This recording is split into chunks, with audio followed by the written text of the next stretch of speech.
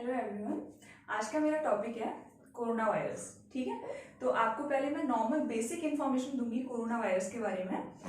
First of all, corona virus से भी पहले मैं आपको वायरस के बारे में नॉर्मल इन्फॉर्मेशन दूंगी कि वायरस होता क्या है। तो आपको पता होना चाहिए कि जो वायरस है ये हमें नॉर्मल न्यूड आंखों से ये नहीं दिखता, इसको मैग्नीफाई करके तब आप इसको देख सकते हो। और जैसे भी आप गंदगी जो होती है वहाँ इनके लिए फेवरेबल कंडीशन होती है जहाँ ये पनपते हैं अच्छे से। तो वायरस को ग्रो करने के लिए, वायरस को रिप्रोड्यूस होने के लिए एक लिविंग सेल की जरूरत होती है। और वो लिविंग सेल उसको कहाँ से मिलेगी? या तो एनिमल्स से या फिर वो ह्यूमन बींग से। ठीक है, तो लिविंग बींग्स जो होते हैं, जो उनकी शेल्स पर जब ये ग्रो करता है, उस सरफेस पे आता है, तो ये एक्टिव फॉर्म में हो जाता है। और जब ये एक्टिव फॉर्म में होता है तो ये हमारे लिए, हमारी बॉडी पर, हमारी हेल्थ पर इसके एडवर्स इफेक्ट आने स्टार्ट हो जाते हैं। तो ऐसी बहुत सारी डिजीज हैं, जैसे कि आप मान लो कि नॉर्मली अगर मैं बात करूं तो 50 से भी ज़्यादा ऐसी डिजीज हैं जो वायरसेस की वजह से होती हैं। जैसे बहुत सारी डिजीज लाइक कॉमन कोल्ड है, एंड आपका फ्लूज जितने भी हैं, इन्फ्लुएंजा, ये वायरस की वजह से ही होता है। हेपेटाइटिस है, डेंगू है, तो ऐसी बहुत सारी डिजीज हैं जो आपकी वायरसेस की वजह से होती है। अच्छा, अब मैं बात करूं कोरोना वायरस की। तो कोरोना वायरस जो है, पहली बात तो ये कोई एक सिंगल वायरस नहीं है, ये वायरसेस का ग्रुप है जो बहुत सारे वायरसेस से मिलकर बना होता है। इसमें कुछ वायरसेस ऐसे होते हैं जिनका कोई सीवियर इफेक्ट नहीं होता बॉडी पे, बट इसमें से 2 टाइप के जो वायरसेस हैं वो कुछ ऐसे होते हैं जिनका बहुत सीवियर इफेक्ट हमारी बॉडी पर होता है, just like MERS and SARS. तो जो मर्स होता है उसकी मैं आपको बताऊं मर्स के बारे में। ये होता है मिडिल ईस्ट रेस्पिरेटरी सिंड्रोम, जो कि 2012 में सऊदी अरेबिया में ये देखा गया था। और वहाँ पे ये लोगों में फैला था, काफ़ी अच्छे से, काफ़ी तेज़ी से फैला था। और कुछ ऐसी और भी कंट्रीज थी जस्ट लाइक सऊदी अरेबिया के बाद भी कुछ ऐसी कंट्रीज थी just like Asia, Europe and Africa, in countries में ये फैला था। उसके बाद इसका कोई भी केस नहीं आया। फिर मैं बात करूँ सार्स वायरस की, तो जो सार्स वायरस है वो है आपका सीवियर एक्यूट रेस्पिरेटरी सिंड्रोम, जो एक आपके लिए एक बहुत डेंजर, एक हार्मफुल बीमारी क्रिएट करता है। तो जो सार्स है उसका जो सबसे पहले केस देखा गया था 2003 में देखा गया था, जिसकी वजह से all over the world 700 death हुई थी। और जो लोग इन्फेक्टेड हुए थे वो 1000 एंड इससे भी ज़्यादा लोग जो हैं इन्फेक्टेड हुए थे। और ये बीमारी फैलती गई थी, काफ़ी टाइम तक फैली थी। फिर 2015 के बाद तक कोरोना का एक भी केस आपको मतलब हम लोगों को देखने को नहीं मिला। उसके बाद अभी कुछ टाइम पहले दिसंबर 2019 में आपने देखा होगा कि कोरोना की वजह से बहुत बाकी सभी कंट्रीज को जो है प्रॉब्लम हुई। और अभी भी ये बीमारी जो है कंटिन्यू है, अभी भी इसका कोई सोल्यूशन नहीं है और बाकी सभी लोग सफ़र कर रहे हैं। अच्छा, तो जो कोरोना वायरस है, अकॉर्डिंग टू WHO ने इसको नाम दिया है नोवेल कोरोना वायरस। तो इसको कोरोना नाम किस लिए दिया गया? क्योंकि इसकी जो स्ट्रक्चर है वो जस्ट लाइक अ क्राउन, तो इसकी स्ट्रक्चर क्राउन जैसी दिखाई देती है। और लैटिन में कोरोना का मतलब होता है क्राउन, इसलिए इसको कोरोना नाम दिया गया है। तो सबसे पहले मैं इसकी सिम्टम्स की मैं बात करती हूँ। तो इसके सिम्टम्स जो होते हैं वो नॉर्मल जो कॉमन कोल्ड होते हैं उनकी तरह होता है, ये नॉर्मल कॉमन कोल्ड की तरह होता है। जैसे कि आपको जुकाम हुआ या आपको खांसी होना, आपके फीवर है अगर, तो ये सब इसी के सिम्टम्स होते हैं। एंड शॉर्टनेस ऑफ ब्रीथ, ठीक है, और आपके गले में खराश आना, ये इसी के रीजंस हैं। और बोला जा सकता है कि इसकी ये सिम्टम्स हैं, बट अभी के केसेस देखे जाएं तो उनमें इनके सिम्टम्स भी नहीं दिखते हैं। कोरोना वायरस के जो कुछ सिम्टम्स हैं वो आपको दिख भी जाएंगे। 88% केसेस में तो इसके जो केसेस हैं वो दिखते हैं, बट बाकी के रिमेनिंग केसेस में आप देखोगे कि इसके सिम्टम्स पता ही नहीं चलते। और बाद में पता चलता है, जब उसका टेस्ट होता है पेशेंट का, तो पता चलता है कि हाँ ये कोरोना पॉजिटिव था। तो कुछ केसेस इसके ऐसे भी हैं। तो नॉर्मल हो गया कि ठीक है, इसके कॉमन जैसे कॉमन कोल्ड है और आपका कफ, राइट, स्नीजिंग एंड फीवर होना, ये सब इसके नॉर्मल है। हेडेक होना, ये इसके नॉर्मल सिम्टम्स हैं।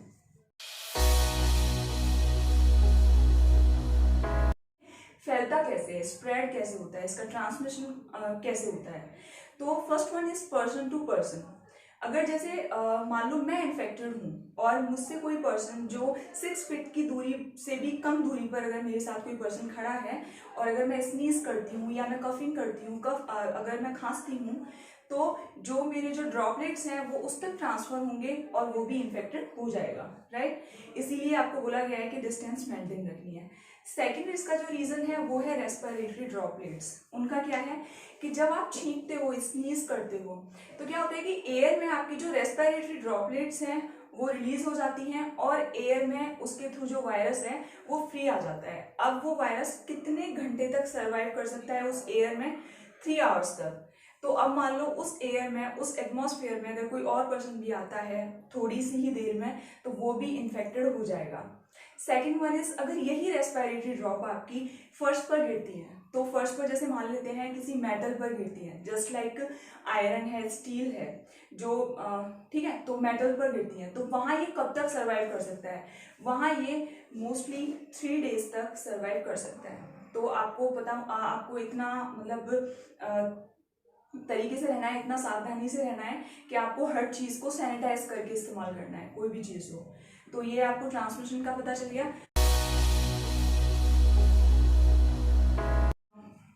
मेडिसिन के बारे में अगर मैं बात करूँ तो इसकी कोई भी मेडिसिन नहीं है, ऐसी कोई भी एंटीबायोटिक नहीं है जिसको लेकर के आप इस बीमारी से खुद को बचा सकते हो या इस बीमारी से आप ठीक हो सकते हो। ऐसी कोई भी मेडिसिन नहीं है, एंटीबायोटिक नहीं है, ना ही स्टिल अभी कोई वैक्सीन आया है। बट एक है प्लाज्मा थेरेपी। तो प्लाज्मा थेरेपी के बारे में मैं आपको पहले बाद में बताऊंगी, पहले मैं आपको इतना डिस्क्राइब कर देती हूँ कि इसकी कोई मेडिसिन नहीं है, ठीक है।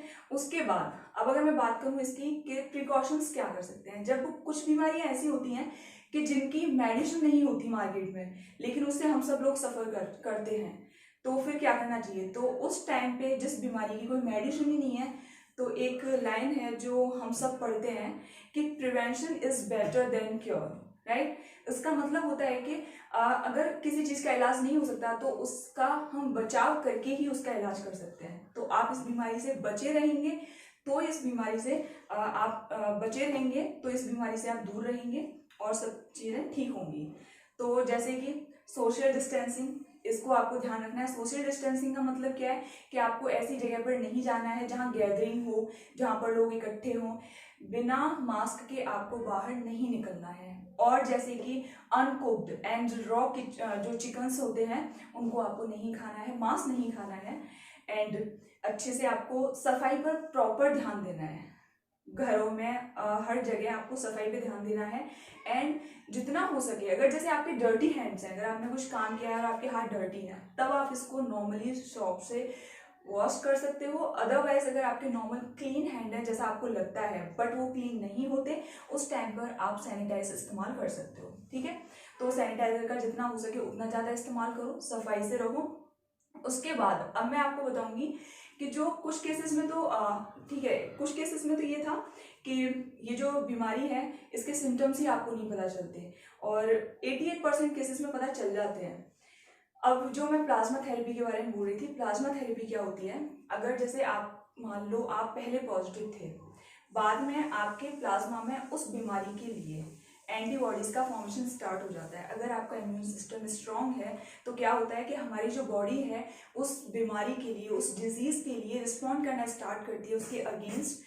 तो उसमें क्या होता है, इम्यून सिस्टम डेवलप होता है और एंटीबॉडीज का फॉर्मेशन स्टार्ट हो जाता है। तो प्लाज्मा थेरेपी हमारे ब्लड का एक पार्ट होता है जो कि अगर मैं पूरे ऑल ओवर ब्लड की मैं बात करूं तो 45% जो है वो प्लाज्मा होता है हमारे ब्लड में जो प्रेजेंट होता है।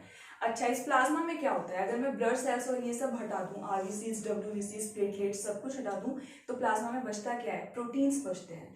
और वो प्रोटीन्स भी कौन से होते हैं? IgM, IgG, right. तो वो क्या फॉर्म करते हैं? ये आपके लिए एंटीबॉडीज फॉर्म करके देते हैं और यही एंटीबॉडीज जो है हमें बाकी बीमारियों से लड़ने में, बाकी बीमारियों से फाइट करने में मदद करते हैं। तो अब अगर जैसे मान लो अभी कुछ दिन पहले कोई पॉजिटिव था, उसके अंदर एंटीबॉडीज का फॉर्मेशन हुआ होगा। अब अगर वो प्लाज्मा डोनेट करता है, उसके ब्लड में से प्लाज्मा को निकालने के बाद और उस प्लाज्मा से भी एंटीबॉडीज को निकाल लिया जाएगा। अब उस एंटीबॉडी को उस पेशेंट को दिया जाएगा जिस पेशेंट के लिए ये मतलब जो पेशेंट जो है पॉजिटिव है, उस पेशेंट को दिया जाएगा और कुछ टाइम बाद वो पेशेंट उस बीमारी से रिकवर कर जाएगा। तो अगर जैसे आप पॉजिटिव हुए हो या आपके आसपास अगर कोई पर्सन पॉजिटिव हुआ है और उसका अगर प्लाज्मा मांगा जाता है, अगर डॉक्टर्स आपसे हेल्प लेते हैं और आपका प्लाज्मा अगर मांगते हैं तो प्लीज़ मना मत करना। आप प्लाज्मा डोनेट करके भी लोगों की मदद कर सकते हो।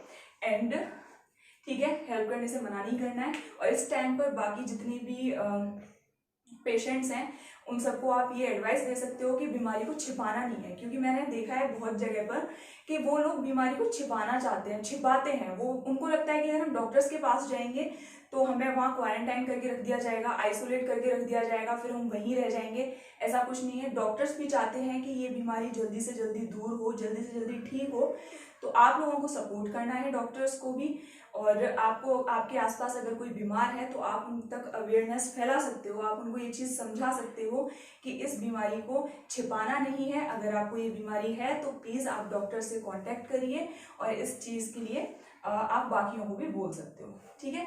एंड सेकेंड थिंग मैं आपको ये चीज़ बोलना चाहूँगी कि जितना ज़्यादा हो सके आप बाहर जाना अवॉइड करिए और जितना ज़्यादा हो सके आप लोगों के कांटेक्ट में कम रहिए। अगर बहुत ही ज़्यादा ज़रूरी है, लगता है कि हाँ कुछ आपकी नेसेसिटी है, जैसे कुछ रिक्वायरमेंट्स हैं आपकी डेली की कि हाँ आपको कुछ सामान लेकर आना है, तो प्लीज़ आप मास्क वियर करें। विदाउट मास्क आप बाहर ना जाएं, क्योंकि आपका इम्यून सिस्टम हो सकता है स्ट्रांग हो। आप अगर इन्फेक्टेड होते हो तो हो सकता है कि आपका इम्यून सिस्टम इतना स्ट्रांग है कि आप ओवरकम कर जाओगे, बिल्कुल कर जाओगे। बट जरूरी नहीं है। आपकी फैमिली में आपके आसपास बाकी लोगों का इम्यून सिस्टम भी आपके जितना स्ट्रांग हो। अगर ये बीमारी उन तक पहुंची देन डेफिनेटली उन लोगों को बहुत ज़्यादा दिक्कत होगी, उन लोगों को बहुत ज़्यादा प्रॉब्लम फेस करनी पड़ेगी। सो प्लीज़ जितना ज़्यादा हो सके आप घर पर रहें और इस बीमारी से बचने की कोशिश करें। Thank you so much.